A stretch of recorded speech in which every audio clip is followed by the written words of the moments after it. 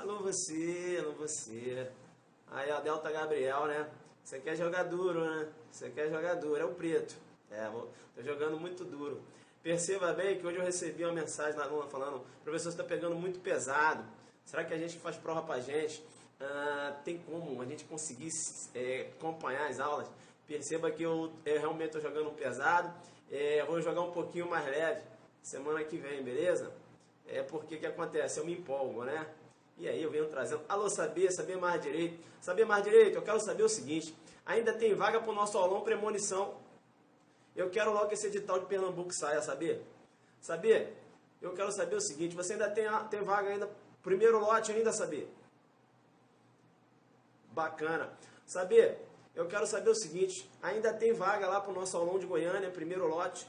Aulão de Goiânia, tem vaga ainda na transmissão online? Tem, né? Bacana, legal, bacana. Perceba bem, né? Perceba bem. Crime de hermenêutica.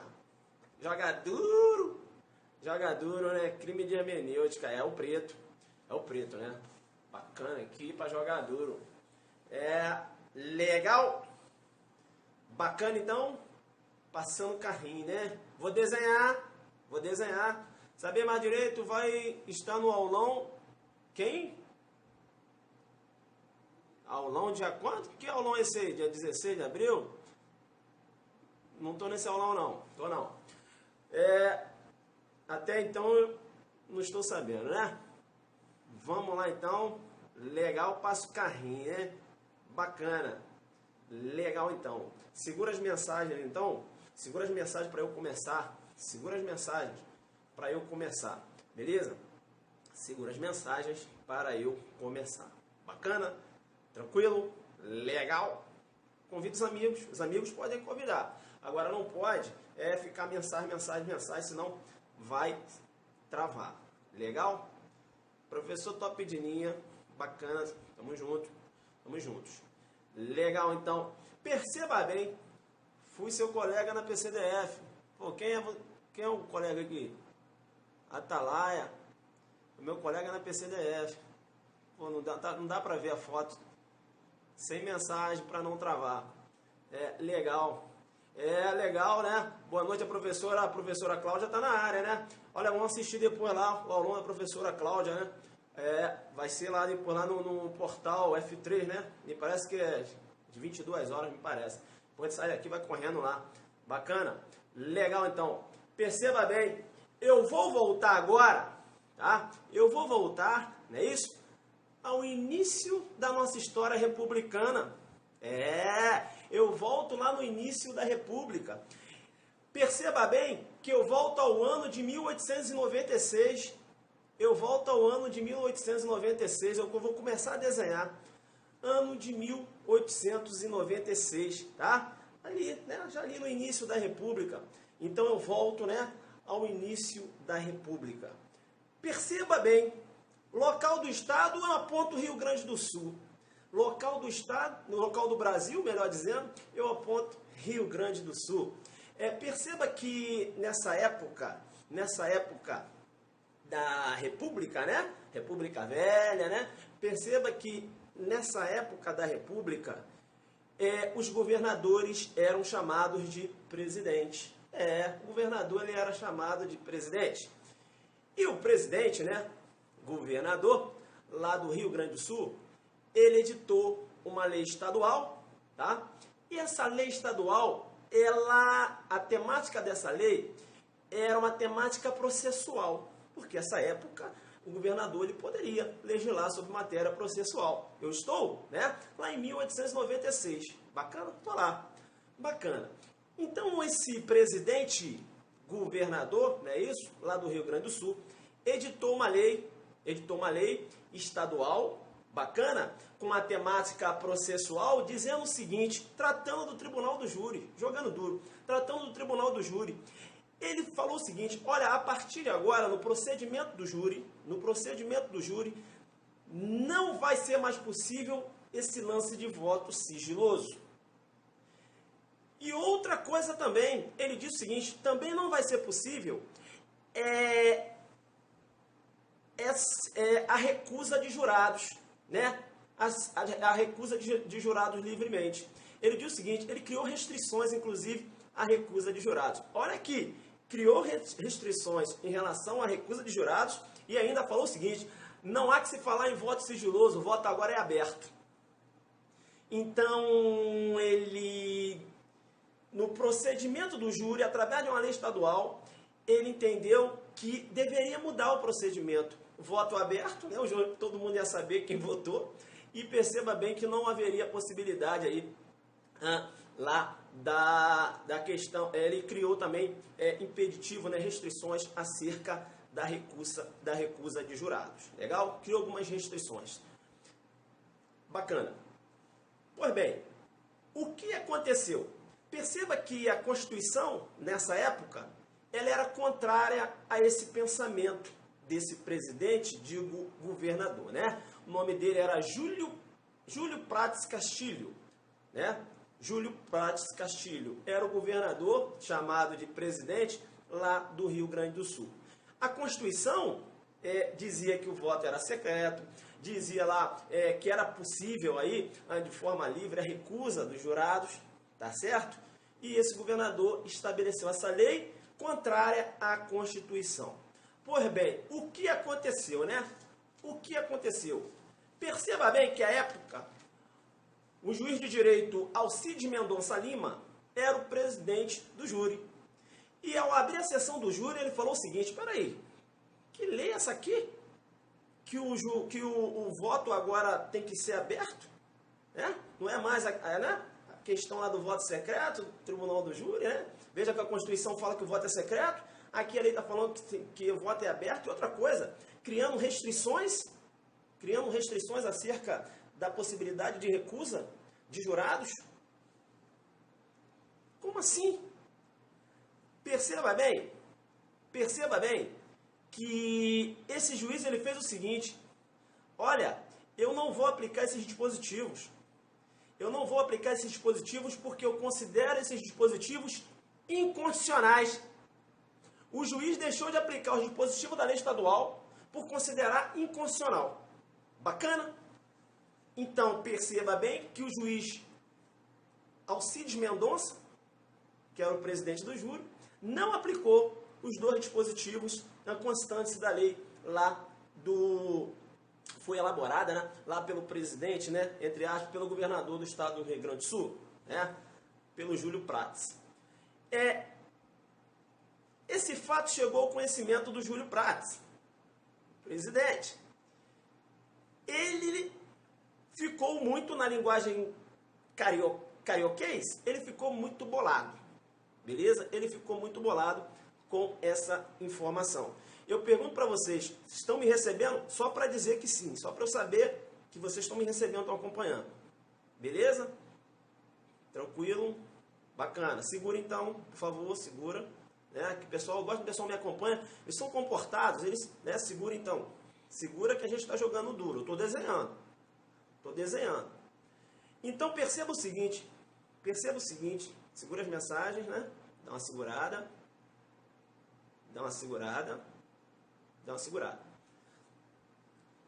Então perceba o seguinte, o governador, né, o Júlio Prats, ele ficou muito bolado. Que isso, o juiz não aplicou a lei, né, o dispositivo lá que eu falei, que não era possível aí o voto sigiloso, né? Eu estabeleci na lei também que restrições em relação à recusa de juízes, de jurados, ele não aplicou esses dois dispositivos.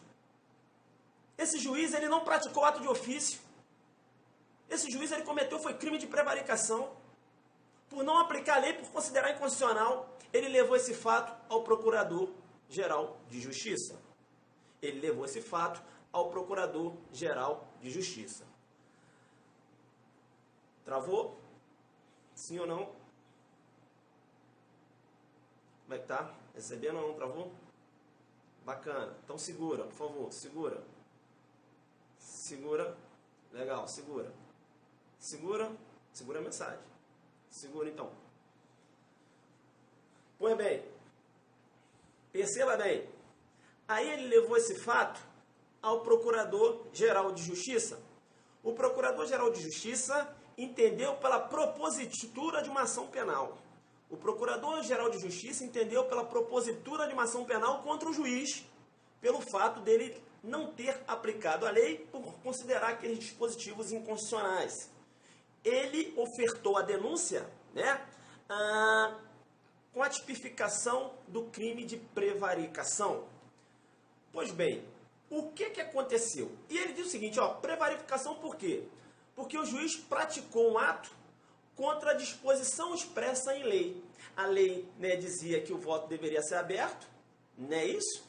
Ele fez o procedimento do júri com voto fechado, né, sigiloso lá, escrutínio secreto, não é isso?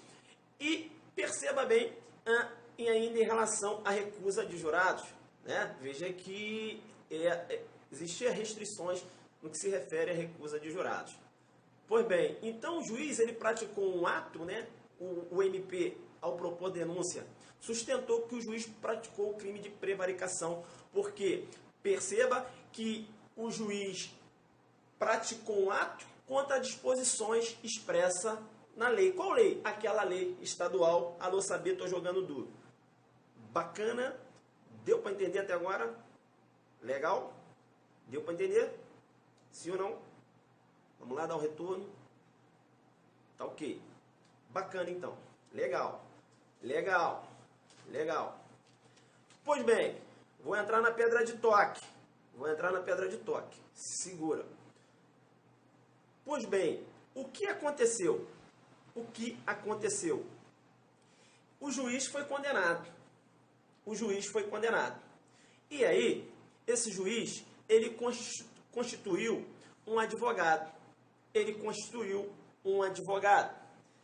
Esse advogado é conhecido de vocês, não é isso? Ainda mais daquela pessoa, né, que navega aí no mundo jurídico.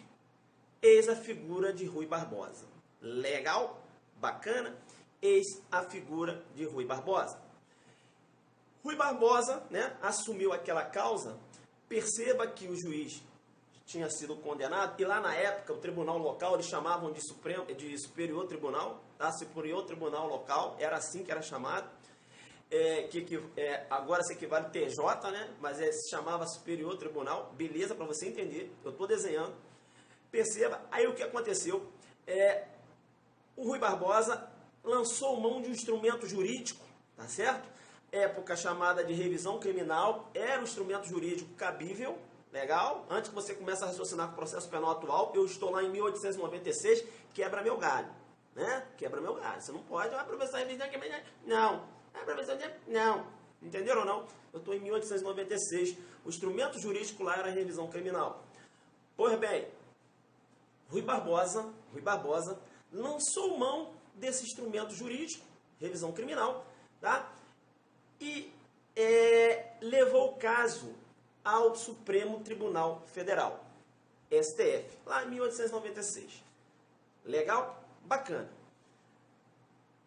E Rui Barbosa disse o seguinte, olha, esse fato, eu vou retornar um pouco, porque muito embora a ação penal tenha sido ofertada pelo crime de prevaricação, o tribunal, né, Supremo Tribunal na época, Superior Tribunal na época, né, lá no Rio Grande do Sul, ele condenou o juiz Alcides pela prática do crime então previsto, denominado de abuso de poder. Ou seja, o juiz, ele ao dar uma interpretação contrária à lei estadual, ele agiu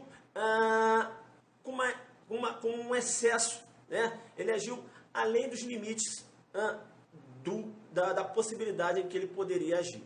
Legal? Então, perceba bem que ele foi condenado pelo crime de abuso de poder.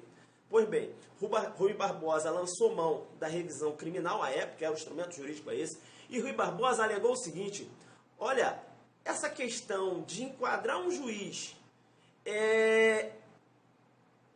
no crime de abuso de poder, na época tinha esse crime lá, porque o juiz deu uma interpretação contrária à literalidade da lei, porque o juiz, na sua autonomia e independência, deu uma interpretação contrária à literalidade da lei, o tribunal, na verdade, ele está criando um crime. Ele está criando um crime em decorrência da interpretação do juiz, ele está criando um crime de hermenêutica. Rui Barbosa falou. Crime de hermenêutica. O que é um crime de hermenêutica? É a tentativa de você considerar típica ou de você usar analogia em Malamparte para enquadrar a conduta de um magistrado em um tipo legal. Ou seja, você quer criminalizar a conduta de um magistrado por ele ter dado uma interpretação jurídica, por ele ter lançado mão da sua autonomia e independência. Isso eu vou chamar de crime de hermenêutica. E o STF, à época, analisando o caso, o STF entendeu que o juiz, olha só, 1896, o juiz é independente, o juiz tem autonomia, então não há que se falar em crime de hermenêutica. Legal, então diversos julgados do STJ hoje ainda se refere ao crime de hermenêutica, dizendo, olha, não há que se falar em crime de hermenêutica. Quando você tem uma reprovabilidade, por exemplo, de uma conduta de um juiz, porque ele decidiu dentro do princípio da livre convicção. E o STJ está sempre repugnando, não há que se falar em crime de hermenêutica. Então, crime de hermenêutica é isso. É você criminalizar uma conduta, né? Tentar forçar, tentar jogar num abuso de autoridade, tentar jogar em um tipo legal, uma conduta de um juiz que decidiu contrário a uma determinada norma, você jogar para tentar, né? Enquadrar essa conduta em um tipo legal. Né? Você está criando um crime de hermenêutica. Então perceba bem, questão top para cair numa segunda fase magistratura, eu jogo duro. Questão top para cair numa prova de promotor de justiça e também para cair na prova de delegado de polícia. Eu vou dizer por quê. Bem, perceba bem que foi muito interessante essa decisão do STF, porque o STF, ele absolveu, não é isso? O STF, ele absolveu o juiz Alcides, entendendo que o juiz tem a sua autonomia, que o juiz tem a sua independência, não há que se falar em crime de hermenêutica. Porém, o STF não entrou na questão da constitucionalidade ou não da lei. Muito interessante essa decisão. Quanto à constitucionalidade, ele nada falou. Então, você na resposta da prova, você vai trabalhar duro. Sabe por quê? Você vai jogar duro? Você vai jogar duro porque você já vai até falar para o examinador, eis aí o Brasil iniciando um controle difuso de constitucionalidade. Em 1896, o juiz, a praticar aquele ato, ele exerceu um controle difuso de constitucionalidade. Incidente tanto, né? Deixou de aplicar porque entendeu inconstitucional. Você ainda vai mostrar para o examinador, olha aí, ó, o Brasil iniciando o controle difuso de constitucionalidade em 1896. Você pega esse caso, carrinho por trás. Você está falando do crime de hermenêutica, está respondendo, chama o examinador aqui, eu conheço controle de constitucionalidade difuso. Olha aqui iniciando, ó. Entendeu ou não? Até numa prova de constitucional, tu pode citar um caso desse e falar aqui, ó, caso concreto. Olha o juiz deixando de aplicar. Então o STF, quando entendeu que o juiz tem a sua autonomia, que o juiz tem a sua independência, até mesmo para deixar de aplicar uma lei que ele considera inconstitucional, o STF ele já estava reconhecendo a existência do controle difuso de constitucionalidade. Eu joguei duro. Joguei duro com você agora. Entendeu ou não? Entendeu como eu vim desenhando? É o preto. Né? Né? Eu comecei a dar o carrinho, que ele ainda está no ar, ele vai cair ainda, segura. Entendeu ou não? De repente está pesado para alguns alunos, mas para quem já está no ritmo de estudo, né? Entenderam ou não? Desenhei, estou começando a dar o carrinho. Comecei a mostrar para o examinador que eu conheço controle de constitucionalidade, tanto concentrado e difuso, e eu conheço a diferença entre os controles. Né? E olha só, ainda você pode falar, olha só um caso concreto, o juiz deixou de aplicar a lei. Olha aí o início do controle difuso. Olha o Brasil aplicando controle difuso na época da República. Você chama e mostra para ele aqui, não, irmão, aqui é delante focado, respeito, na humildade. Na humildade, mas respeita que é adelante focado e eu estou respondendo minha prova. Sou bobo. Jogou lá crime de hermenêutica, chamei no Rui Barbosa, né? Vou trabalhando, né? Ah, professor, na hora não lembrei do Estado do Brasil. Legal, fala foi um Estado do Brasil na época da República. Enfim, que o governador, chamado de presidente, ou governador só, editou uma lei estadual que era inconstitucional. Aí tá lá o Rui Barbosa, se não lembrar, fala um advogado muito conhecido no Brasil.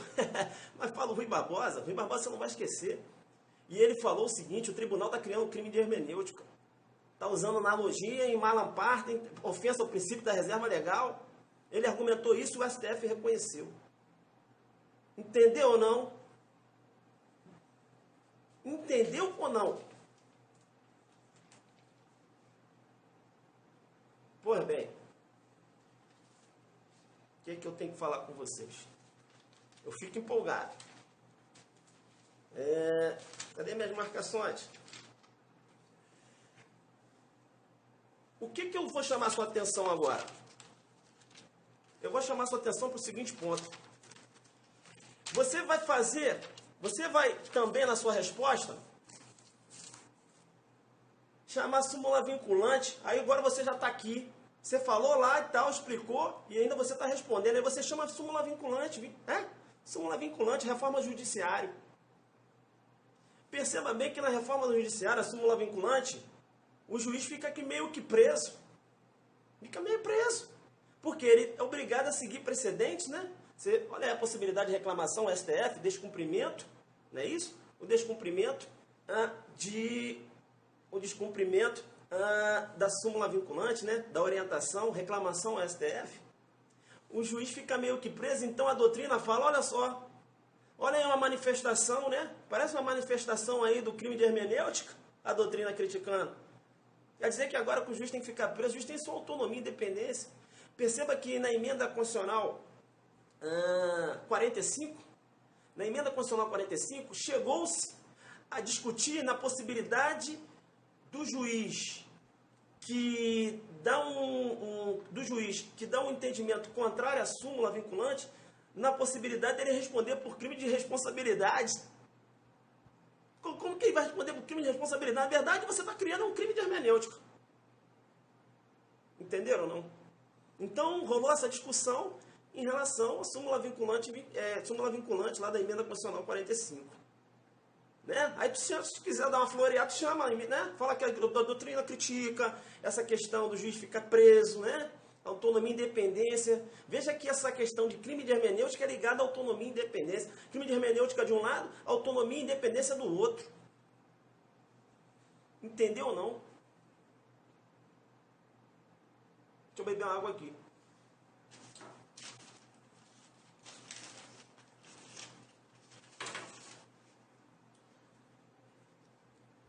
Pois bem, o que eu quero chamar a sua atenção? Perceba bem, você tem, né, essa questão da reclamação que você pode trabalhar. E aí, existe um ponto muito importante. Se eu fosse examinador, eu cobrava uma questão envolvendo crime de hermenêutica numa prova de delegado de polícia.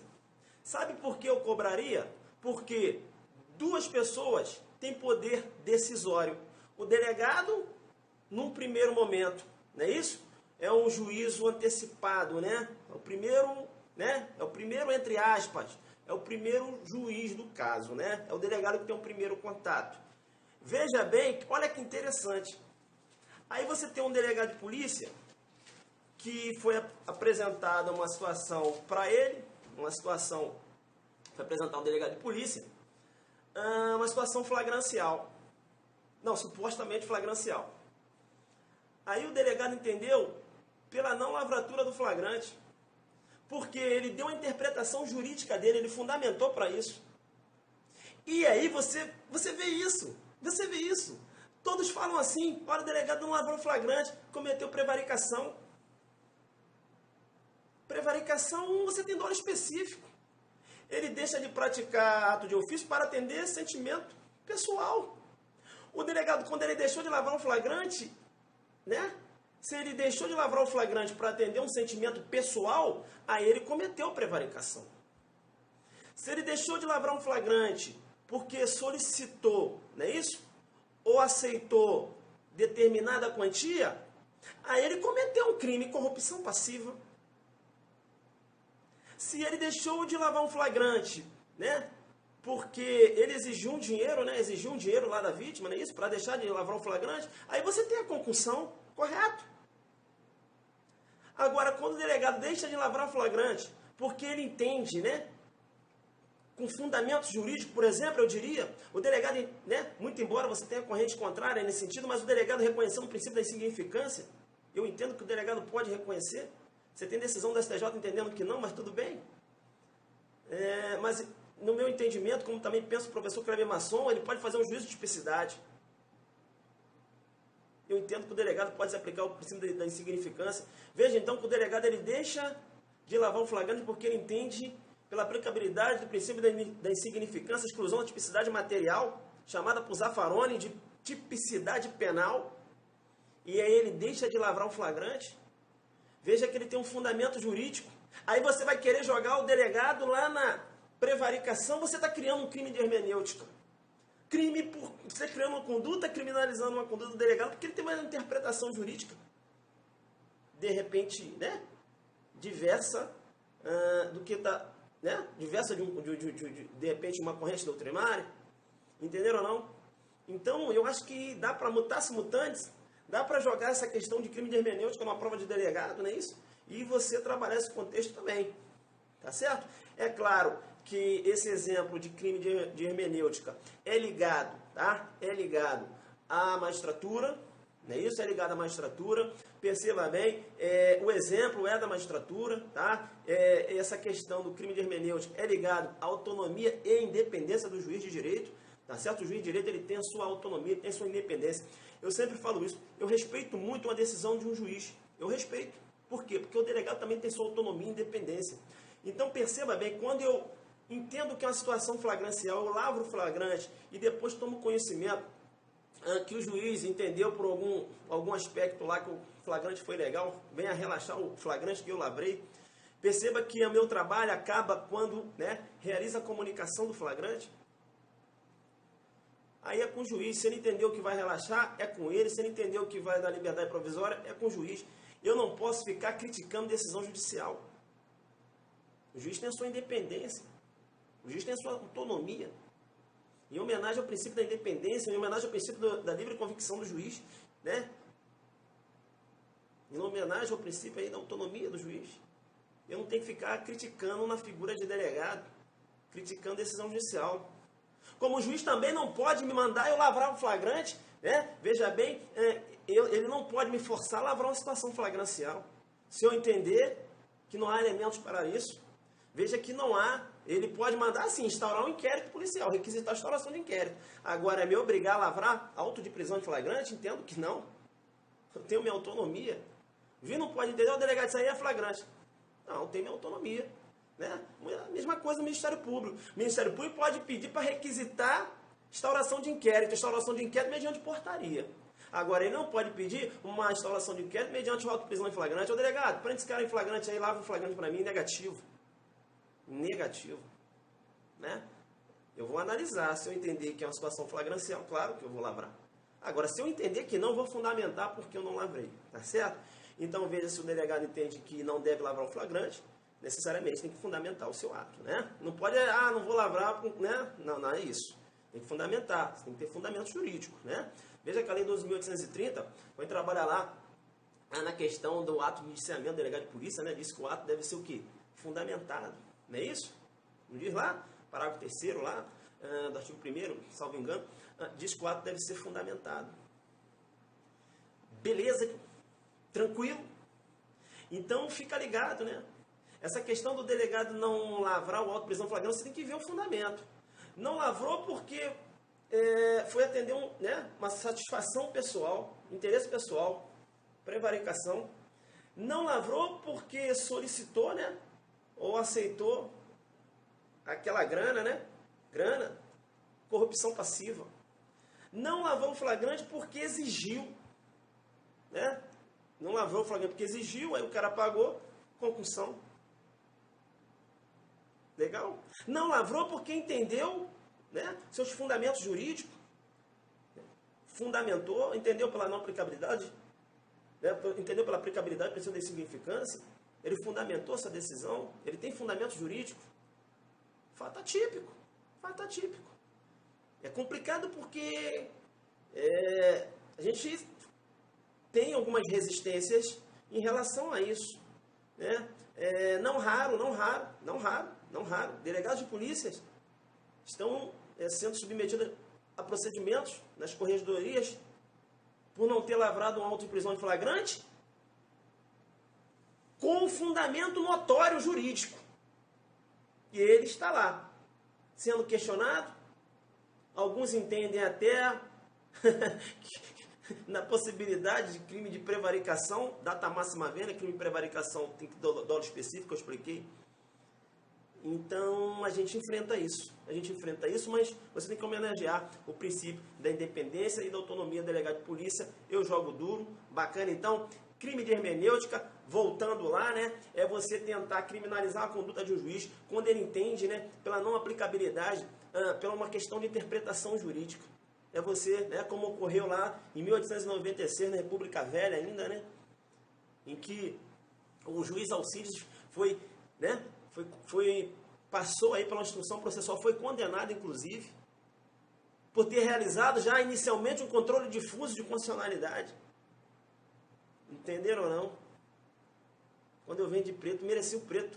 Essa sim, crime de hermenêutica. Né? O que se denomina crime de hermenêutica? Não é isso? É você tentar criminalizar uma conduta, né, de alguém que tem uma autonomia e independência, quando essa pessoa dá uma decisão contrária ao dispositivo de lei, mas ela dá essa decisão com fundamentos jurídicos, porque ela entende que, vamos supor, ela entende que essa lei está contrária à Constituição, e ela fundamentou. Aí você vai querer jogar no chamado, lá no crime na época de abuso de poder, prevaricação, se analogia em malampartem. Isso aí, na verdade, criando um crime de hermenêutica. Crime de hermenêutica. E aí eu peguei, desenhei, joguei aqui na figura do delegado também, que a gente pode trabalhar isso. Entenderam ou não? É isso. Bacana? Foi pesada a aula. Pesada a aula. A gente fechou. Tranquilo, já foi. Já foi. Bacana, tranquilo. Vou voltar, tranquilo aí. Pessoal, é isso. Legal? Crime de hermenêutica. É caveira, né? Então, se cai na prova, se alguém vem questionar, né, pode vir. É mais uma, assim, eu vou falar a verdade, é uma questão linda para uma prova oral, uma prova discursiva da magistratura, né, para saber se realmente, o aluno ele está preparado, né, para ser magistrado. A hora que o cara vai para uma prova de magistratura, ele não sabe o que é um crime de hermenêutica, né? Veja a hermenêutica, né? O juiz está sempre aplicando ali, o delegado de polícia também, né? Por ocasião aí, de uma apreciação, de possível auto-prisão de flagrante, ele tem que apreciar a lei, se vai aplicar ou não vai, entenderam ou não? Então a gente veio desenhando, eu chamei lá, né? Onde nasceu, né? Essa denominação, não é isso? Chamei lá na República Velha, vim desenhando, falei, disse a historinha, falei quem utilizou esse termo, né, Rui Barbosa, prova oral, pessoal. O cara te pergunta o que é crime de hermenêutica, tu começa com Rui Barbosa, o examinador já vai começar a levantar a perna, porque ele está sabendo que você está vindo aqui na canela dele. Excelência, com todo respeito, eu queria retornar agora, né, a 1896, na República Velha, né? Ele não perguntou, agora vai ter que esperar você chegar, né, até 2016. Ele vai ter que, agora você vai usar o tempo dele, né? Você vai falar, né, República Velha, uma lei estadual foi declarada no controle, aí você fala, no controle, inclusive, excelência, difuso, de constitucionalidade, eu diria difuso, porque, veja bem, foi um caso concreto, o juiz deixou de aplicar uma lei. E perceba bem que o presidente, né, que é o considerado, e na época, excelência, eu quero alertar a vossa excelência, que na época o governador era chamado de presidente, né, presidente lá do Rio Grande do Sul, com todo o respeito. Perceba que ele levou o caso ao Procurador-Geral de Justiça, né, bolado, não vai falar bolado, né? Muito aí, contrário com essa decisão do juiz. O Procurador-Geral de Justiça, ele entrou com uma ação penal por crime de prevaricação. O juiz, ele foi condenado por um outro tipo penal, que na época existia, que era o abuso de poder. Você está gastando o tempo dele, ele está te olhando, que ele vai ter que esperar você chegar, tá certo?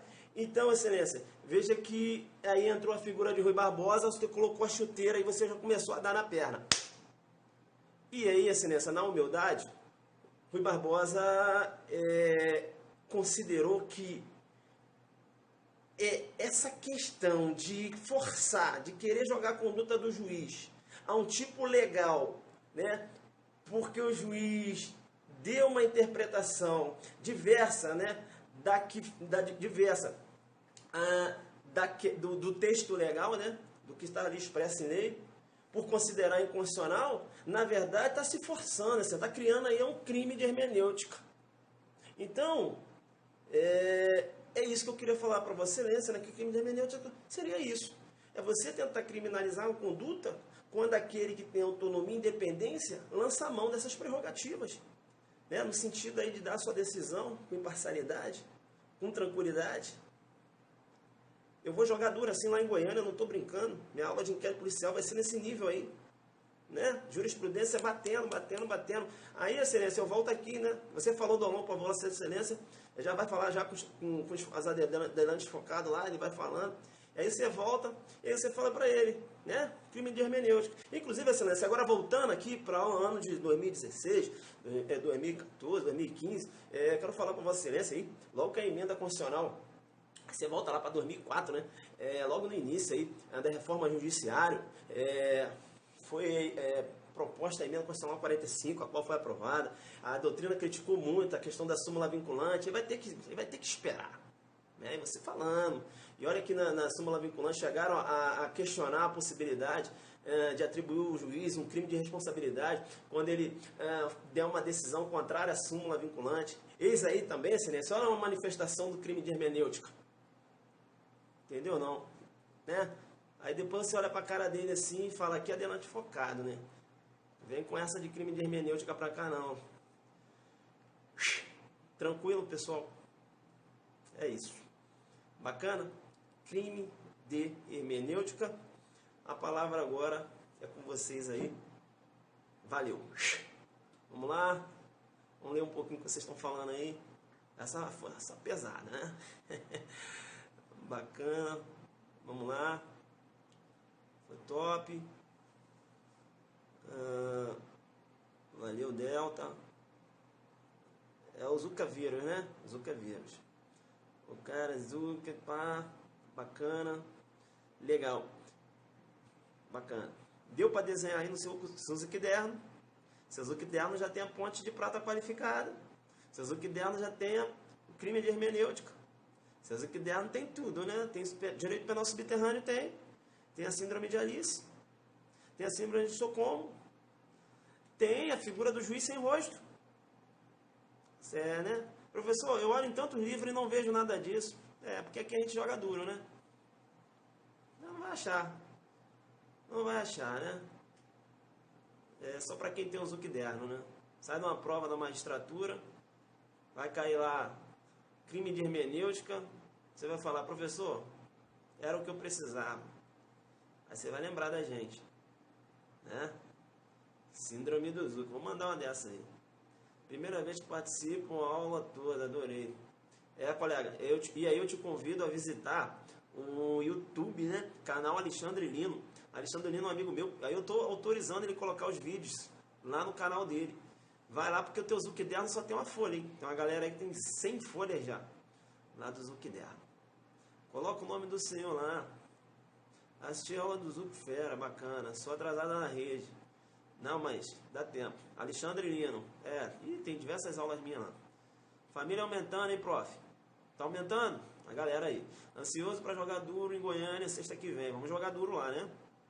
Jogar nesse nível aí mesmo. Bacana. Renata Abreu. Valeu, Renata. Bacana. Legal. Alexandre Lino é o canal lá, né? Então, o que você vai fazer? Meus seguidores que me seguem direto, vocês estão...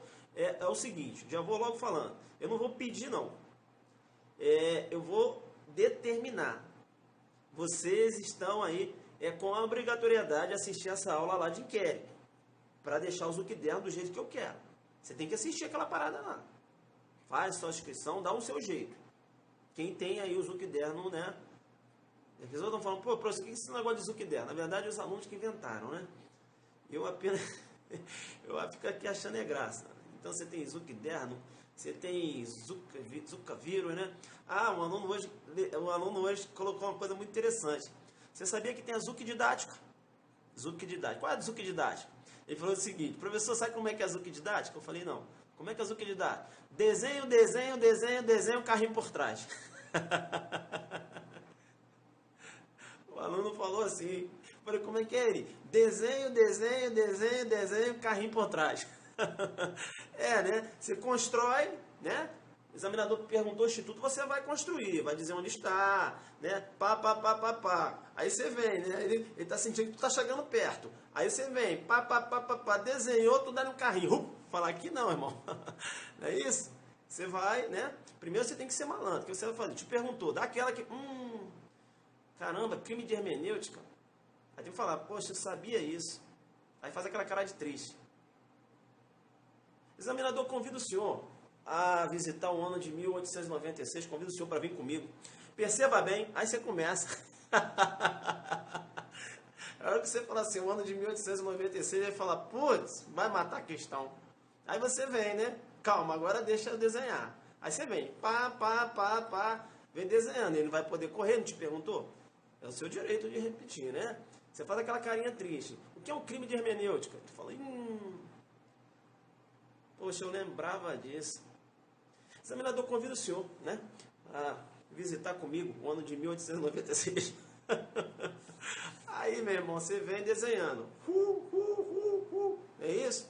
Quando chegar no Rui Barbosa, tua perna já está embaixo. Quando fala assim, Rui Barbosa, aí vai levantar o pé. Vai falar, não dá mais, não, para. Aí tu fala, não, agora deixa eu falar. Aí você vem por trás, irmão, e levanta. Claro, isso é uma brincadeira, né? Claro, respeita muito aí os examinadores. Isso é uma brincadeira que a gente faz aqui. Respeitar sempre, né? Mas mostrar lá que o seu conhecimento, né? Mostrar que você está jogando duro. Não inventa, também tem macete, né? Também não vai ficar, que eu sei não, calma, dá aquela, né? Caramba, né? Pra ele, pô, caramba, ele fez uma força para lembrar dessa, né? Pô, vou fazer uma pergunta mais suave para ele na próxima. Entendeu? Não, tem que dar uma de coitado. Você não pode falar, esse eu sei não, meu irmão. Calma, né? Perguntou, dá uma respirada, ó. Essa aí, um minuto, deixa eu ver. Tentar recordar aqui, ó, 1 minuto. Vossa Excelência, né? Aí você dá, né? Como quem fez um trabalho, como quem se esforçou, para buscar. Como quem leu, quem estudou e se esforçou. Estou ali esforçando, ele vai ver, olha só, está se esforçando. Caramba, lá, ele se esforçando. Né? E você, que nada, você já está aqui. Mas você tem que fazer. Você não vai ficar, né? Te perguntando, não, meu irmão. Vou perguntar outra, isso aí tu já entenderam, não? Faz um drama. Né? Aí tu pega o lápis. Aí tu começa o desenho. Né? Aí depois tu carrinho por trás. Pessoal, vou nessa então. Beleza? Hoje foi top, né? Gostaram aí? Crime de hermenêutica? Gostaram? Gostaram do crime de hermenêutica? Foi bacana, né? Bacana então. Valeu, galera. Pessoal do Rio, abril. Tô aí. Alô, Saber Mais Direito. Alô, Saber, tem vaga ainda para o nosso aulão lá em Pernambuco? Tem vaga ainda no primeiro lote? Tem sim, bacana. Tem que entrar lá no site, né? Aulão Pernambuco. Vou saber, eu tô com compromisso, eu já até pedi a Deus para iluminar minha cabeça, porque eu vou chegar lá no Aulão Pernambuco um dia antes da prova. Eu vou querer, pelo menos, assim, para ele me indicar as questões que irão cair. Porque eu irei trabalhar essas questões um dia antes da prova. Tá certo? Eu vou fazer igual eu fiz aqui no DF, né? Vou jogar duro. Vou saber outra coisa que eu quero te perguntar. Aulão em Goiânia, para quem quer assistir online, tem vaga ainda? Sexta-feira que vem, que é inquérito policial à luz do STJ, STF. Tem vaga ainda aí? Tem, né? Entra lá no site Saber Mais Direito, pessoal. Bem, quem ainda não começou a me seguir, eu faço convite. Agora, quem já está me seguindo há um tempão, já tem um Zuckerberg bem caprichado com os 70%, 80% das minhas aulas, na verdade eu não estou fazendo um convite, eu estou determinando. Determinando, beleza? Eu quero o bem de vocês, eu quero constatar o sucesso de vocês. O que eu puder fazer para ajudar, eu vou fazer, né?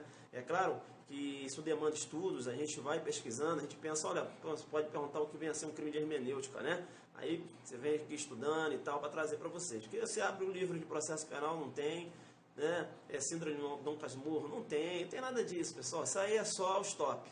Não que eu seja top. É questão de você buscar, né? Olha só, isso aqui é interessante, o cara pode perguntar e tal, estuda, né? Estuda, veja a origem e tal. Vem aqui e fala. Tudo é estudado. Você acha o quê? Que eu lembro de tudo? Não. Vou lá, estudo aqui minha folhinha mesmo. Na hora que eu queria falar em relação ao delegado, vocês perceberam, a minha folhinha sumiu aqui. Eu falei, mas o que eu ia falar e tal? Aí deu uma, né? Deu uma desenhada e voltou na mente. Entendeu? Então, é isso aí. Beleza? Só Delante Focado. Joga a hashtag aí pra gente. Joga aí, Delante Focado. Joga aí pra gente fechar. Hoje foi top. Luciano Tinoco chegando atrasado aí. Pega a retransmissão, hein? Você vai fazer magistratura, fica esperto. Você sabe o que é crime de hermenêutica? Luciano Tinoco tá estudando aí pra magistratura. Fica esperto, hein? Joga duro. Legal? Pega na retransmissão. Beleza? Pai e filho, pega na retransmissão lá. Hélio aí, pai e filho, pega na retransmissão. Não dá mole, hein? Crime de hermenêutica. Vamos lá, vamos lá em 1896. Chama, convida, né? Beleza, o jogo foi duro, hein? Preto, o jogo foi duro. Mas vai dar pra tu entender aí. Beleza, pessoal? Mete o adelante focado aí pra eu cortar aqui. Mete o adelante focado. Aí, perdi só uma pequena parte. Beleza. Então dá uma olhada lá de novo, lá no início. Vamos lá, mete o adelante focado aí pra ir embora. Ó, vamos lá. Quero ver encher a tela. Quero ver encher a tela.